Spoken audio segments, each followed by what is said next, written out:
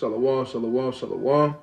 This is the brother Yair Radah coming at y'all with another video. First and foremost, want to give all honor and glory to Yahweh, Ba'ashem, Yahweh Shah. Yahweh being the name of the Heavenly Father, who the world calls God. Yahweh Shah being the name of his beloved Son, Salakia, who the world ignorantly calls Jesus. And with this video, we're going to get into the history of the Gentiles. All right, who are the Gentiles? History of the Gentiles, who they are, so on and so forth, because a lot of people in Christianity and also even in the truth, even people in the truth, they don't know who the Gentiles are. So what we're going to do is we're going to rightly divide the word of truth, go precept upon precept, line upon line, here a little and there a little, and go through who the Gentiles are and the differences between the different types of Gentiles, right? So the first thing that we're gonna do is we're gonna go to the Compact Bible Dictionary, right? And we're gonna get the definition. We're gonna get the definition for Gentile, right? So like it, bear with me. This thing kind of falling apart. Okay. So like it. Man. So this is the definition for Gentiles in the Bible Compact Dictionary. And it says Gentiles, usually it means a non-Israelite people. So it threw out that term usually, meaning sometimes it can be referred to as a non-Israelite people, or it can be referred to as an Israelite also. Right? So right there is telling you, look, every single time you see the word Gentile in the scriptures, that doesn't necessarily mean it's talking about a non-Israelite people. And that's where the fold in the New Testament comes in, that a lot of people have a lot of trouble, and they stumble upon Gentiles. They read Paul's letters and they see the word Gentile. Oh, Gentiles this, Gentiles that. They can be saved, this and that. All hell kind of break loose in their mind. What we're going to do is we're going to rightly divide the word of truth, right? Getting the history of the Gentiles, who they are, the different types, and so on and so forth, right? So let's get into it. First, let's go to 1 Kings 11 and 4 to get some background on the kingdom splitting, because at one point in time you had Israel not being a whole nation. At one point in time you had Israel literally being two different kingdoms. You had another northern kingdom and the southern kingdom, right? And we're going to get that quick brief history real quick. This is 1 Kings chapter 11 and verse 4, and it reads, actually, we can go into it. It said, this is 1 Kings 11 and 4, and it reads, it says, for it came to pass when Solomon was old, that his wives turned away his heart after other gods, and his heart was not perfect with the Lord his God, as was the heart of David his father. So Solomon went after many other strange wives, and in the end, eventually they end up turning his heart away from the Most High and serving the Most High. So with that happening, you had Solomon basically go off, and so the Lord was wroth with that. So that happening, the Lord set a punishment upon him, and we're gonna get that. Let's jump up to verse 9.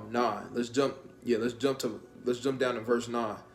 It says, and the Lord was angry with Solomon, because his heart was turned from the Lord God of Israel, which had appeared unto him twice, and had commanded him concerning this thing, that he should not go after other gods, but he kept not that which the Lord commanded.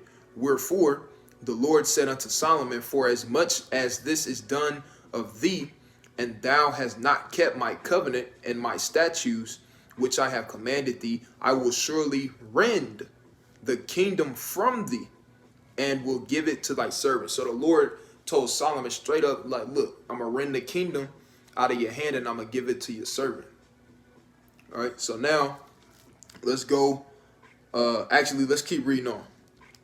It's more than that. It says, notwithstanding, in thy days I will not do it for um, David thy father's sake, but I will rend it out of the hand of thy son. So the Lord is telling Solomon, he's like, look, I'm not going to do it while you're alive, basically. I'm going to take it and I'm going to rend it out of the hand of your son. Reading on, it says, howbeit I will not rend away all the kingdom, but will give one tribe to thy son for David thy servant's sake, and for Jerusalem's sake, which I have chosen. So he wasn't going to utterly lose the kingdom. His son was going to have part of their kingdom taken away from him, basically. Now, let's stay in the same chapter. This is First Kings. Let's jump to 28. Salakia. Let's jump to verse 28. It says, and the man Jeroboam was a mighty man of valor, and Solomon, seeing the young man that he was industrious, he made him ruler over all the charge of the house of Joseph. So this is Solomon's servant, Jeroboam. And Solomon set him up over the house of Joseph. Now, 29. And it came to pass at the time when Jeroboam went out of Jerusalem, that the prophet Ahijah the Shilonite found him in the way, and he clad himself with a new garment. And they two were alone in the field, and Ahijah caught the new garment that was on him and rent it in 12 pieces. So Ahijah the prophet and Jeroboam, which is Solomon's servant, are both in the field together. The prophet came and he took his garment and ripped it into 12 pieces. Those 12 pieces that he ripped are symbolic for the 12 tribes of Israel. Now, with that happening, let's read on. It says, verse 31, and he said to Jeroboam, take thee 10 pieces, for thus saith the Lord, the God of Israel, behold, I will rend the kingdom out of the hand of Solomon, and will give 10 tribes to thee. So Ahijah the prophet is telling Jeroboam, Solomon's servant, about the prophecy of the Lord, how he was going to rend the kingdom out of Solomon's hand, but it was going to happen to Solomon's son. So Jeroboam is aware of this action, this prophecy that's supposed to take place, right? Once again, it did not happen until King Solomon died. King Solomon reigned from 970 BC till 930 BC. King Solomon's son, which we getting ready to read about now, was Rehoboam. He ruled from 931 BC till 913 BC. Now, let's jump to chapter 12. 1 Kings chapter 12, and let's just get a little content. Let's jump to 4. Let's start off at 4.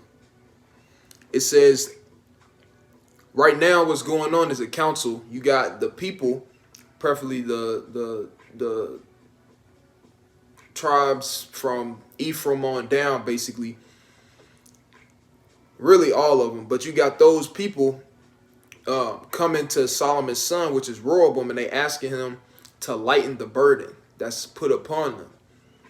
Okay, so with that happening, this is what transpired, and this is what took place. This is how he handled it, basically. Solomon is already dead at this point. Now his son is in rulership. This is 1 Kings chapter 12 and verse 4. It says, thy father, these are the people speaking to his son right now. It says, thy father made our yoke grievous. Now therefore make thou the grievous service of thy father, the grievous service of thy father, and his heavy yoke which he put upon us lighter, and we will serve thee. So basically they ain't like, look, just look out for it. Like, don't have us doing the most, and look, we're gonna serve you.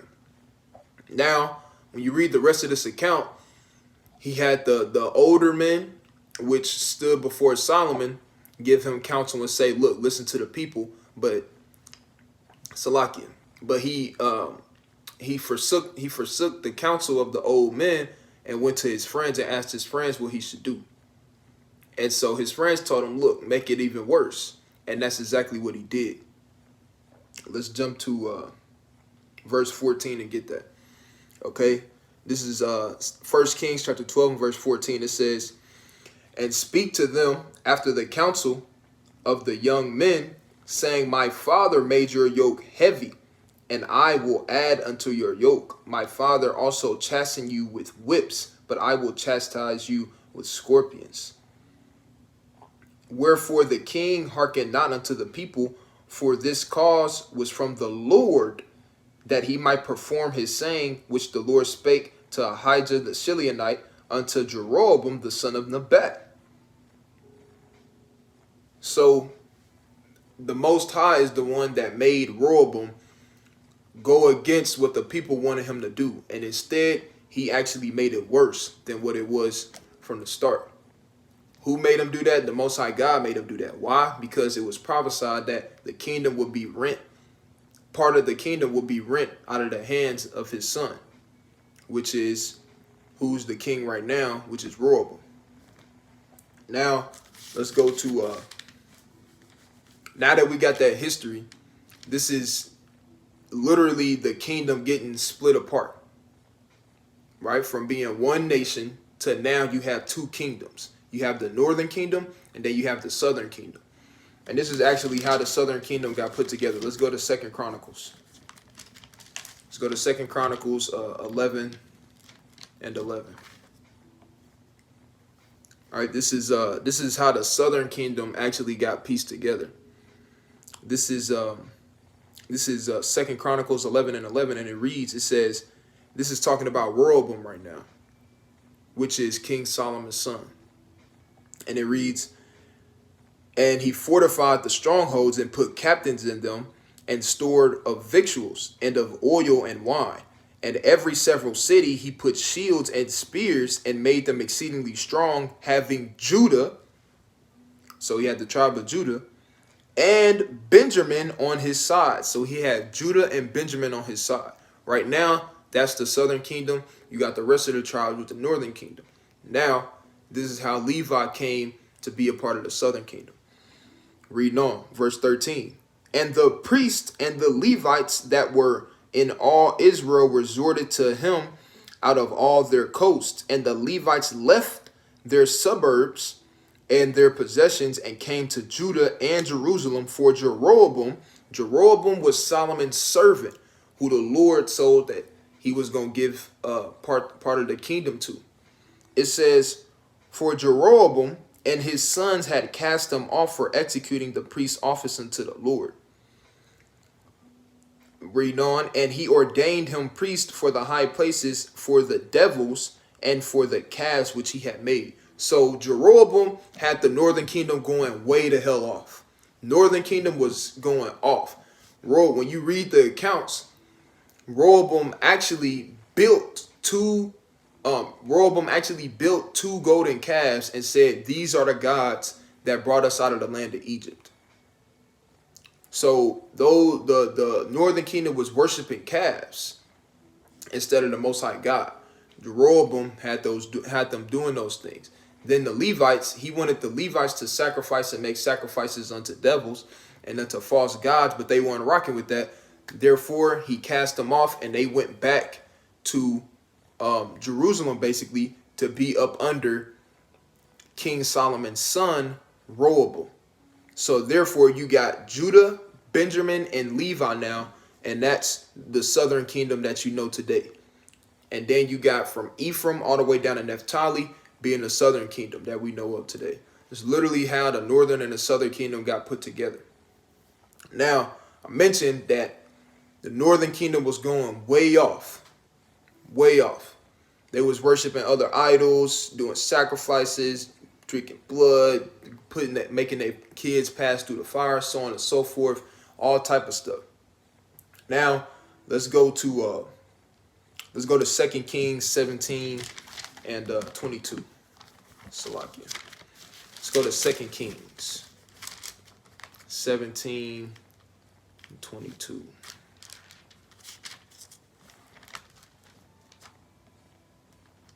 Right, because this is the account of the Lord actually casting off the northern kingdom. First, one of the first accounts of the Lord actually casting off the northern kingdom. I want 17:22. This is 2 Kings chapter 17 and 22. And it reads, it says, "For the children of Israel walked in all the sins of Jeroboam, which he did, they departed not from them." Now, when it says the children of Israel, it's not talking about the entire kingdom of Israel.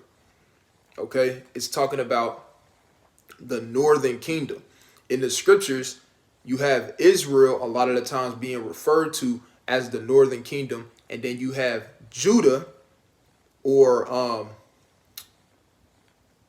Judah being referred to as the southern kingdom, right? They'll say Judah, but when they say Judah, sometimes in the scriptures, they're talking about Judah, Benjamin, and Levi, right? Just like in the book of Jeremiah. Actually, let's get an example of that, because you got to be able to have discernment while reading the scriptures to know, okay, this is talking about the northern kingdom, or okay, or Salakim. Okay, Israel is in this context is only talking about the northern kingdom. Okay, I'm reading Israel now. Now it's talking about the entire kingdom of Israel. You got to be able to have discernment to be able to process these things and know when it's talking about when or which. Let's get an example of that in the book of Jeremiah chapter 3.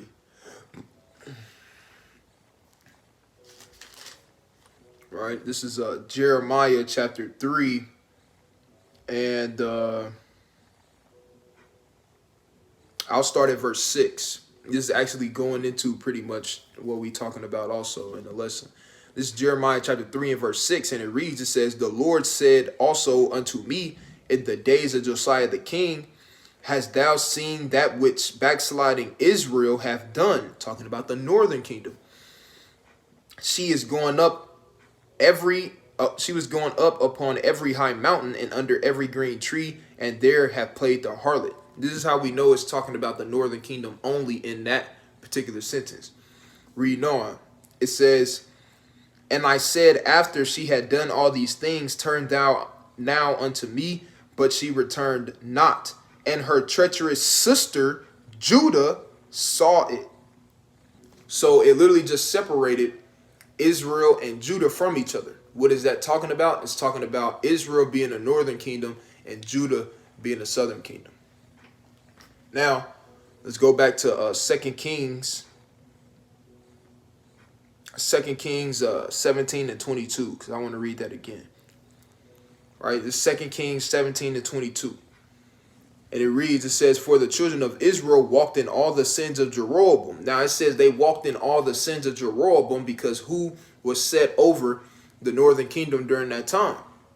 Jeroboam was. Jeroboam wasn't the king of the southern kingdom. So this is furthermore how we know that it's talking about the northern kingdom also. It says they walked in all the sins of Jeroboam, which he did, they departed not from them. And what we're reading right now is later on down the timeline. This is later on down the timeline at this point right now. Jeroboam is not even alive right now. There's a new king set over them, so on and so forth. But it said they continued. So even after he died, they didn't continue. They didn't leave and say, no, this is wrong. We're not supposed to be doing this. Boom, let's start keeping the law, statutes, and commandments.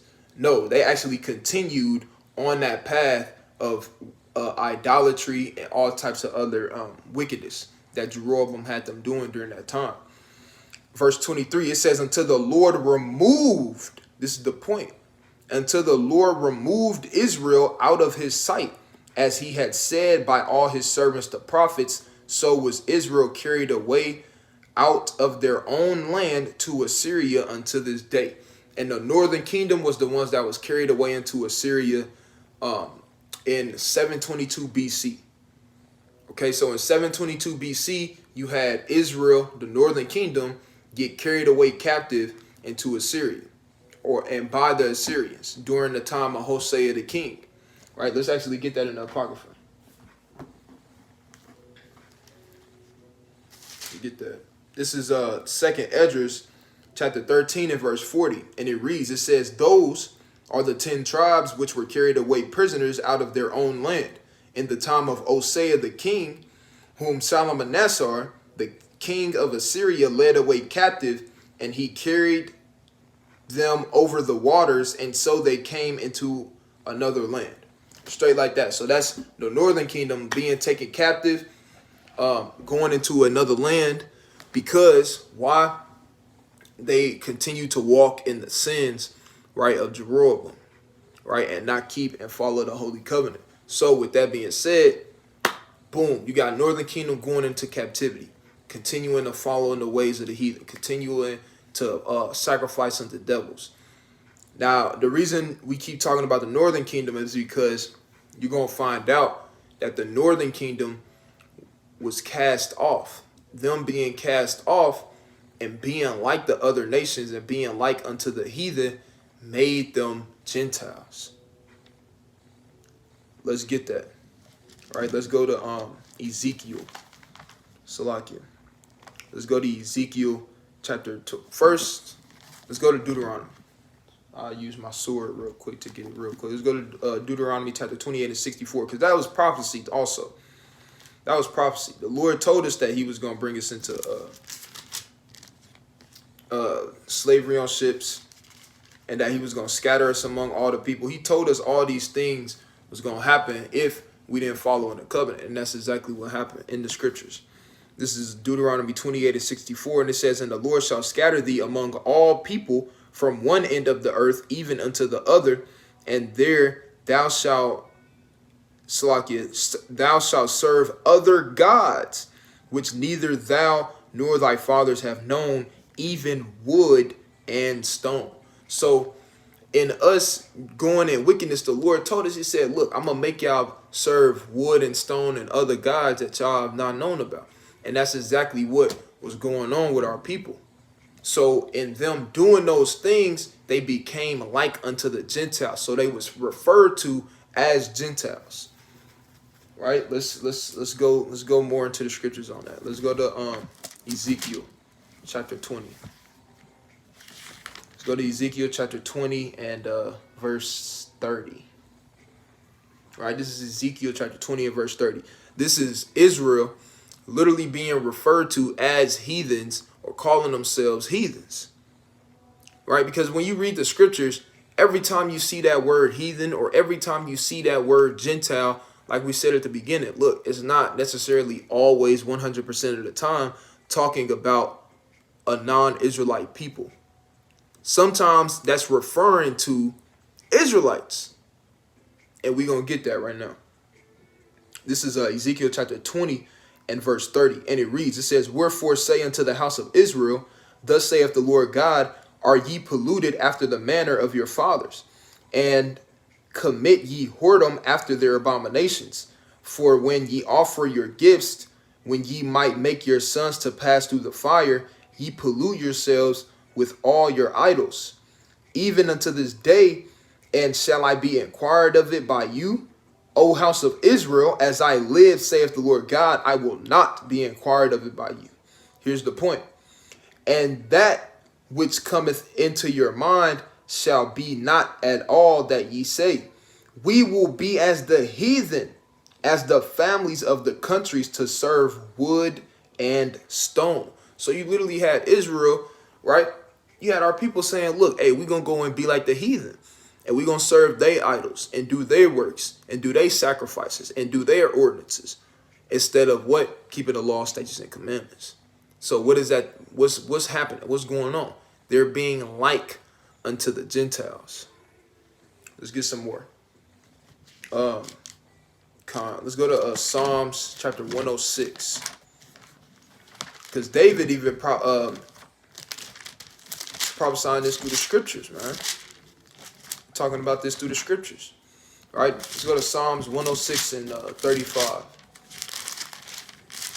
All right, this is the book of Psalms, chapter 106 and verse 35. And it reads, it says, "But were mingled among the heathen, and learned their works, and they served their idols, which were a snare unto them."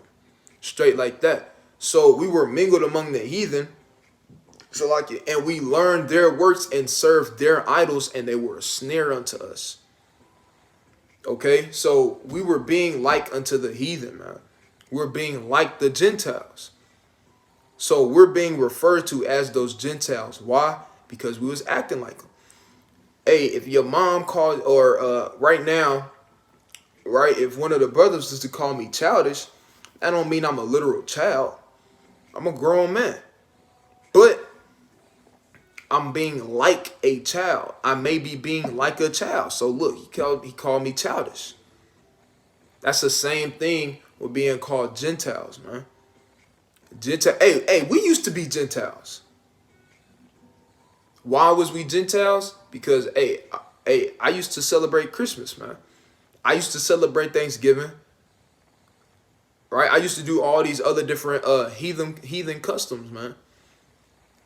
But now we don't do those things anymore. Now I don't dabble into those things anymore, man. All right, I follow the custom of my forefathers and the commandments of the Most High God. When you doing those things, you're being like unto the heathen. You're being like a Gentile. That's the same thing, the same concept. Let's go to let's get the Apocrypha. All right, and this is a Apocrypha. I don't have my red book, but this is the King James 1611 version that contains the Apocrypha. If you don't have an Apocrypha, I would strongly advise you to get one. Right? The word Apocrypha means hidden books or lost books. They took out the Apocrypha, which some would say is about 14, 15 books maybe, and they took them out of the original Bible, the original King James Bible. But we have those lost books. Now, oh yeah, that's what I was saying. So I would encourage brothers and sisters, if you don't either get the King James 1611 version Bible, or just get the Apocrypha, which is just, it literally only contains the Apocrypha in it. This one contains literally all the books. Or you can just get the one. You can get a regular King James Bible, and then you can get a red Apocrypha that's separate. Either or, whatever your preference is. I wanted Maccabees. First Maccabees chapter 1 and 11. Right? Because our people always tried to be like the heathen. They tried to be like the heathen, so them being like the heathen, they're doing what? They're being like the Gentiles, man. Thus, you have our people calling them Gentiles. Why? Because they're doing the customs of the other heathen.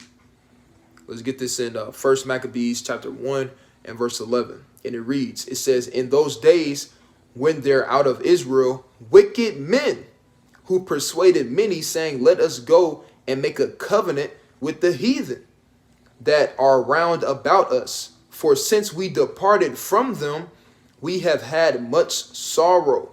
So he literally said, look, let us make a covenant with the heathen, man. Let's go do what the heathen do. Let's go make a covenant with them. Since we departed from them, look, man, we've been down bad, man. That's coonery at its finest, man. Right, reading on. It says, then certain of the people were so forward herein that they went also, Salakia, were so forward therein that they went to the king, who gave them license to do after the ordinance of the heathen. So you had people who were so for being like the heathen, they actually went to the king, and the king gave them license to participate in their ordinances. Madness.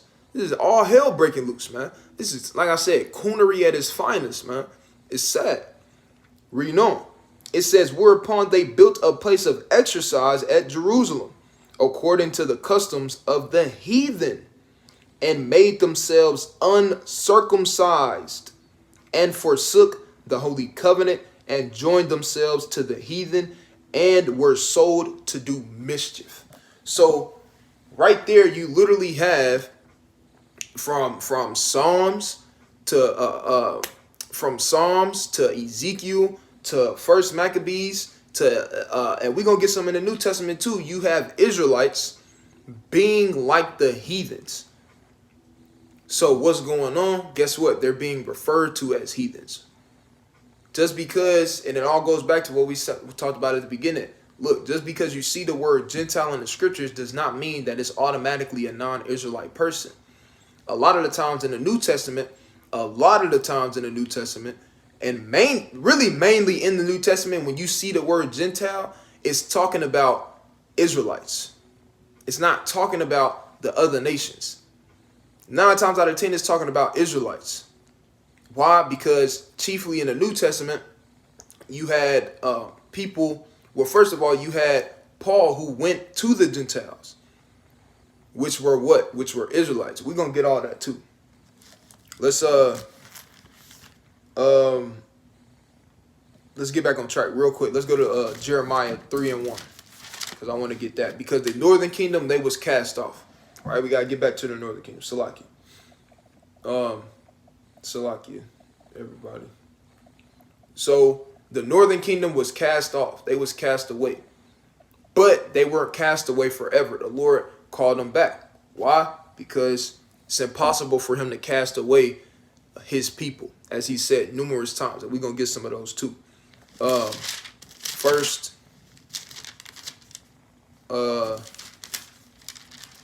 let's go to Jeremiah 3:1. Yeah, I want Jeremiah 3:1 first. All right, this is Jeremiah chapter 3 and verse 1. It says, they say, if a man put away his wife, and she go from him, and become another man's wife, shall he return unto her again? Shall not that land be greatly polluted? But thou hast played the harlot with many lovers, yet return again to me, saith the Lord. So the Lord is saying, look, in the law, it says, look, if your woman goes to be with another man, look, you cannot go back to her. If your woman deals with another man in a sexual way, you cannot get back with her, right? That's the law. The Lord is referring to that, but he telling Israel, right, the northern kingdom, he like, look, hey, return back unto me again, though, even still. Okay. Now let's go to Jeremiah 30.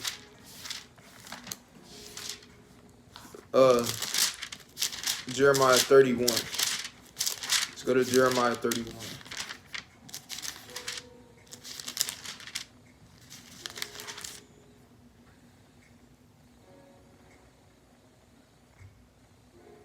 Salakia. Bear with me, Israel. Khan. Jeremiah 31 and 35.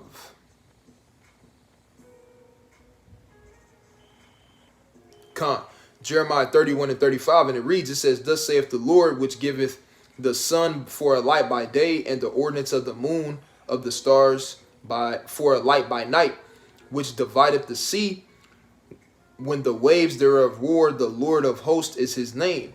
If those ordinances depart from before me, saith the Lord, then the seed of Israel also shall cease from being a nation before me forever. So the Lord is literally saying, he's like, look, the sun that you see rise every single morning, the moon that you see come up, the stars that you see at nighttime when you look up in the sky, if those cease from existing, then look, Israel has ceased from being my people. And we know that's never going to happen. The sun is always going to come up, man. Hey, the moon going to be there. Hey, the stars going to be there, man. Okay, so the Lord is saying, look, basically, it's impossible. And he goes into it even deeper. Verse 37, he says, thus saith the Lord, if heaven above can be measured, and the foundations of the earth, be searched out, Salakia, forgive me, Israel. It says, and the foundation of the earth be searched out beneath, I will also cast off all the seed of Israel for all that they have done, saith the Lord. So the Lord said, look, if you can measure space, so-called outer space, if you can measure that, and if you can search out and explore the entire ocean, then look, Israel gonna cease from being a people, from being my people. And it's literally impossible.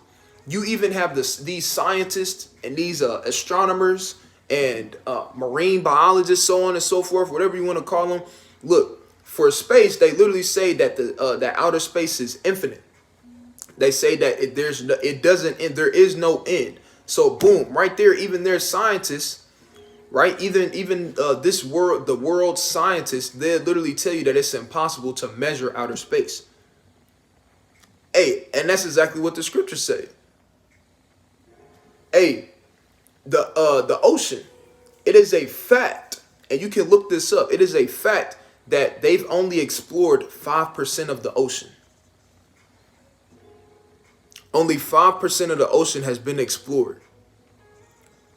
So not 75%, not 80%, not even 50%. Only 5% of the ocean has been explored.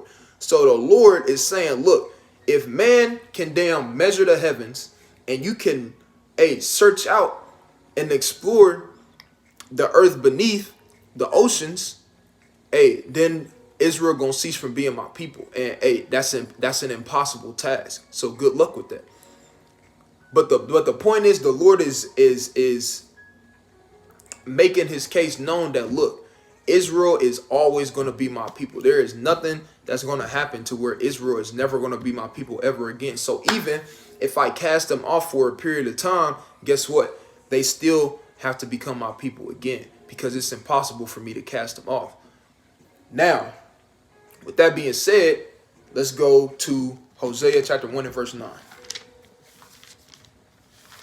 Let's go to the book of Hosea chapter 1 and verse 9.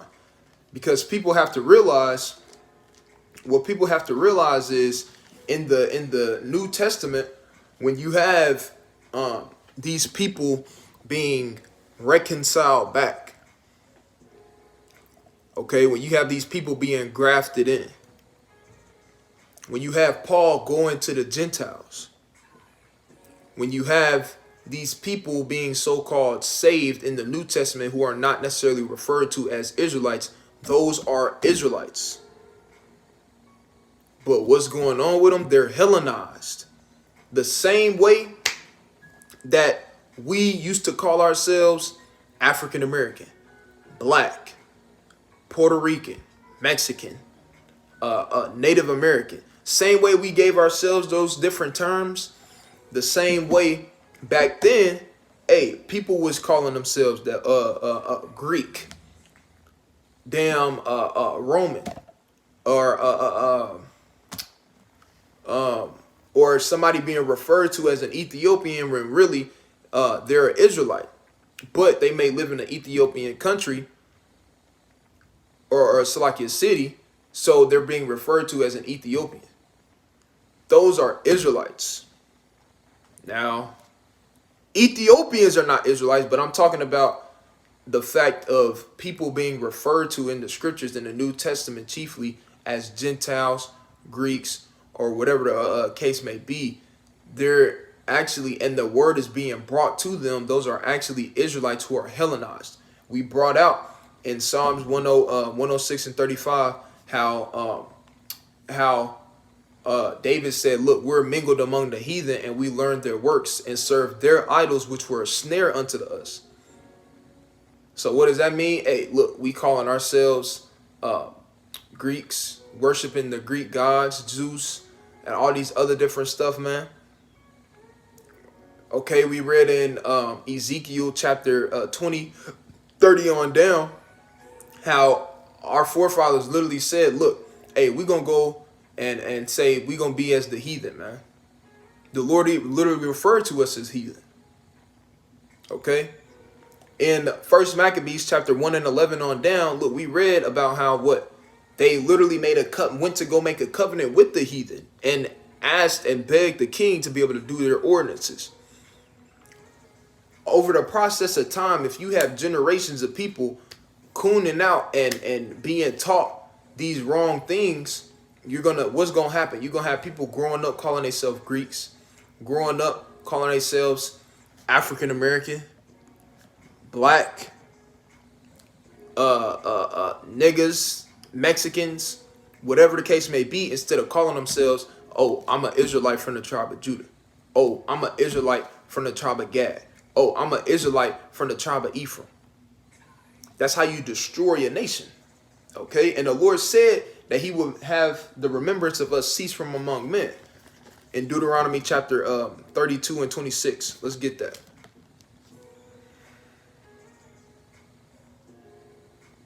This is the book of Deuteronomy chapter 32 and 26. And it reads, it says, I said I would scatter them into corners. I would make the remembrance of them to cease from among men.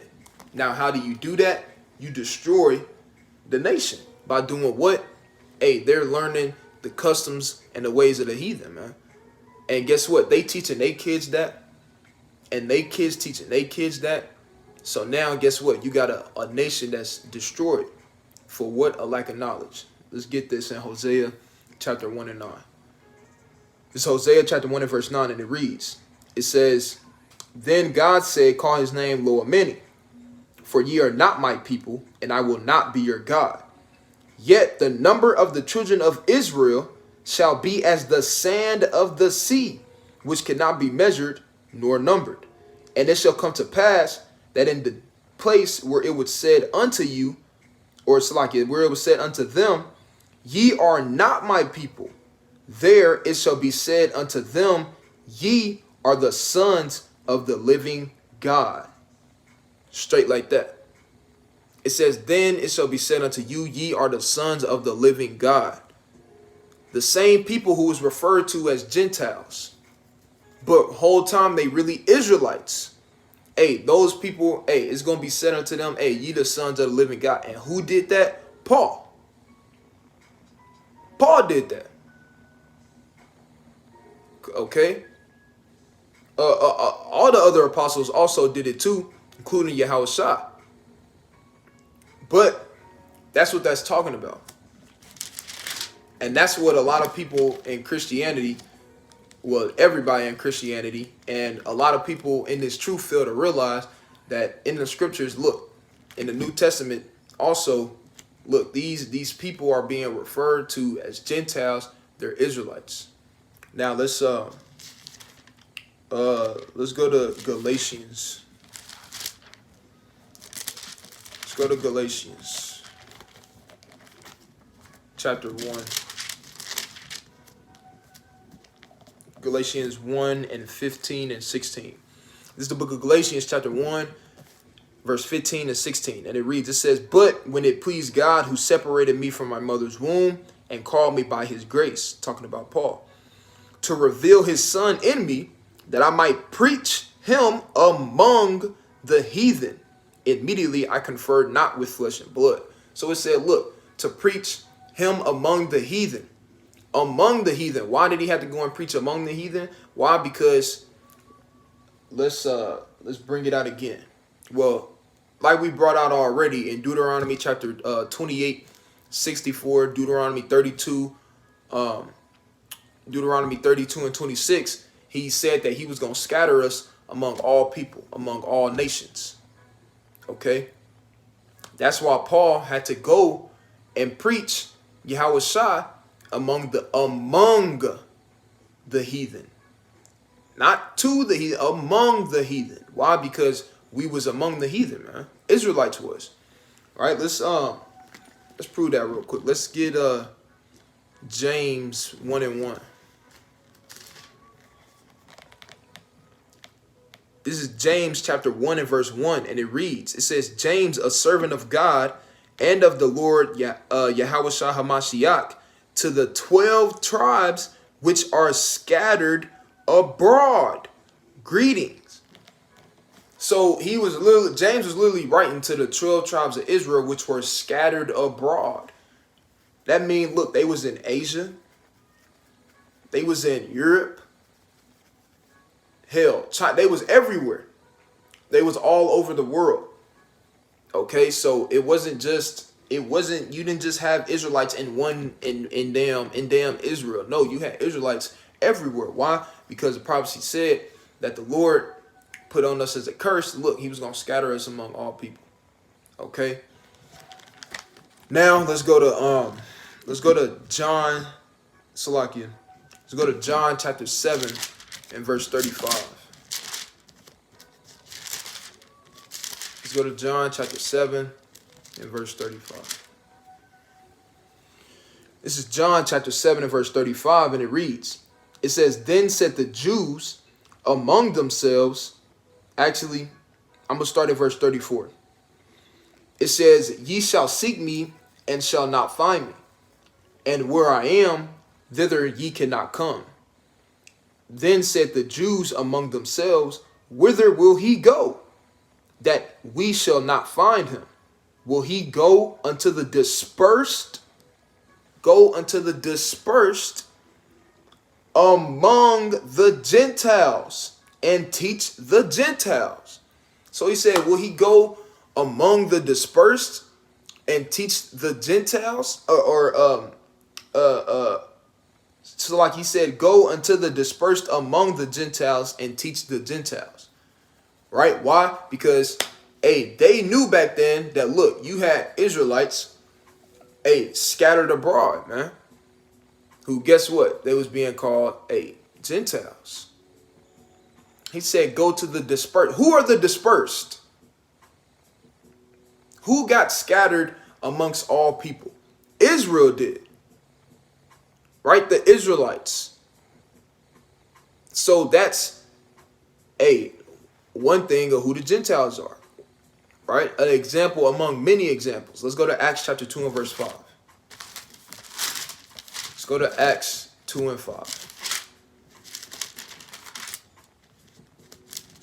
This is the book of Acts chapter 2 and verse 5. And it reads, it says, and there were dwelling at Jerusalem Jews, devout men out of every nation under heaven. So you literally had Jews scattered everywhere. Said out of every nation under heaven. Right? And when you continue reading on in this account, they all spoke in tongues. Not blah, blah, blah, blah, blah, that's stuff Christianity be doing, but they spoke in their own language. And when you go and you read the accounts, they were speaking in all types of different languages. Right? Why? Because they grew up in different customs. They grew up in different areas, but they knew that they were Jews. So they were Jews out of every nation under heaven by blood. All right, let's go to and we in the New Testament right now. Let's go to 1 Corinthians chapter 12. 1 Corinthians chapter 12. All right, this is 1 Corinthians chapter 12 and verse 2. And this is Paul speaking. He said, ye know that ye were Gentiles, carried away unto these dumb idols, even as ye were led. So he said, look, ye know that ye were Gentiles. Right? Why did they used to be Gentiles? Right? It wasn't used to being Gentiles in the flesh. Because you can't be a Gentile in the flesh, meaning a non-Israelite in the flesh, and then become a fleshly Israelite. No, that's not how it works. You can't become a spiritual Israelite. A spiritual Israelite is nowhere in the scriptures. That's just made up from the Christianity church. Now, it says, you know that ye were Gentiles carried away unto these dumb idols. Who was carried away into idols? Israel was, all throughout the scriptures, man. We already brought out numerous accounts of Israel being carried away into idols, man. Even volunteering, man, to go after these dumb idols, man. Okay, but in 722 BC, Northern Kingdom, guess what? They was carried away unto idols. In 626 BC, Southern Kingdom, they was carried away into dumb idols. By who? By the Babylonians. Nebuchadnezzar. Babylon the Great, man. They was carried away into idols. Southern Kingdom was, and then guess what? 722 BC, Northern Kingdom was to the Assyrians. To do what? Go serve they idols, man. So Paul is saying, telling you straight up, ye know that ye were Gentiles. Like I brought up earlier, we used to be Gentiles. I used to be a Gentile. Why? Because I was an Israelite by blood, but guess what? I didn't know that. And I was going to celebrating Christmas, Thanksgiving, 4th of July, New Year's Day and Eve and all this other different stuff, man. Halloween, man. Madness. Okay? Let's go to this right here. Let's go to Romans chapter 11. And I want Romans 11. Bear with me.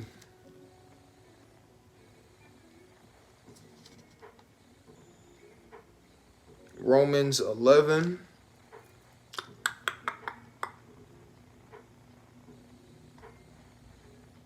(23). Okay, Romans 11 and 23. Because people always talk about, oh, the Gentiles in they head, which are non-Israelites by blood, they say, oh, they can be grafted in. They were grafted in. Jesus died so they could be grafted in. No, these are talking about Israelites. Paul is speaking to the Israelites, man. They always were speaking to the Israelites. Just because they called them Gentiles, guess what? They was Israelites. They were Gentiles in the mind. Let's read this. It says, and this is Romans 11 and 23. It says, and they also, if they abide not still in unbelief, shall be grafted in, for God is able to graft them in again. How can you be grafted in again if you was never a part of it in the first place? When was the other nations a part of the bloodline of Abraham, Isaac, and Jacob? When was the other nations ever referred to as Israelites in this Bible? So how are they able to be grafted in again? That's madness. That's incorrect. That's folly. And that's made up. And that's man's wisdom that they try to come with. But it ain't going to work. Why? Because it's not truth. And lies can't stand upon anything. So that's talking about Israelites. Let's go to Romans chapter 1. Because the book of Romans is literally written to Israelites. And let's prove that real quick. This is Romans chapter 1 and verse 7. And it reads, it says, to all that be in Rome, beloved of God, called to be saints. Now, who are the saints? Right? Let's go to us. I'll get my other sword. Let's go to Psalms chapter 50 real quick. This is the book of Psalms chapter 50 and verse 6. Or Salakia 50 and 5. And it reads, it says, gather my saints together unto me, those who have made a covenant with me by sacrifice. And we know that the only people that made a covenant with the Most High God are the Israelites. So therefore, the saints in Romans chapter 1 and verse 7 is who? It's the Israelites. This is a letter. This is an epistle. In the letters, you always state who you're writing to. And that's exactly what Paul did. He said, to all that be in Rome, beloved of God, called to be saints, grace to you and peace from God our Father and Lord and the Lord Yahushua HaMashiach. And he said, our Father. He said, our Father, meaning what? That's possessive. If I call my dad, if that's not your dad, you can't call him dad. You can't call him pops or father. Nah, that's mine. Hey, all throughout the scriptures, the Lord say that, hey, he's only the God of the Israelites. Let's get that in Joel chapter 2 and 27. Playing upon tables, man. Plain. This is the book of Joel chapter 2. And this is the book of Joel chapter 2. Salakia 2 and 27. And it reads, it says, and ye shall know that I am in the midst of Israel, and that I am the Lord your God, and none else. And my people shall never be ashamed. Straight like that, plain upon tables. Okay, so the Israelites, the Gentiles, Salakia rather, are most of the time in the New Testament referring to Israelites.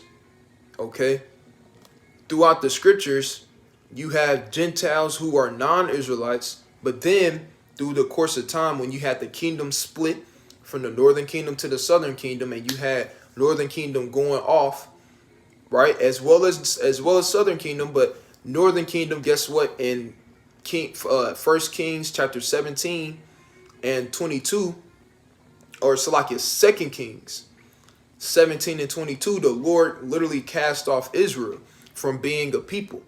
Then we went to Jeremiah 3 and 1, how the Lord said, look, even though paraphrasing, even though I cast you off, look, come back unto me again. Hosea 1 and 9. He said, there in the place where it was said unto you, ye are not my people, there it should be said unto you, ye are the sons of the living God. So there's always, look, there was a cast off, which are the Gentiles, the Israelites who were cast off, those are the Gentiles. It's the whole point. The Israelites that were cast off and learning the ways of the heathen, man, and being like unto the heathen, those are the Gentiles.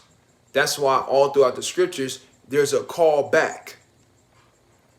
Come back to me. You can't come back to somebody that you were never a part of.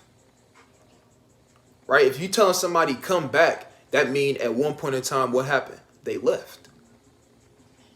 The other nations never had the Most High as their God throughout the entire scriptures. Never.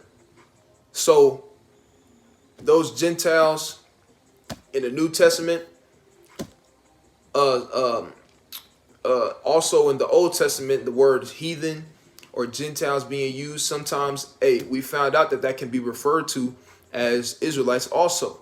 So the point is, we went through the history of how the Gentiles who are Israelites even became Gentiles in the first place.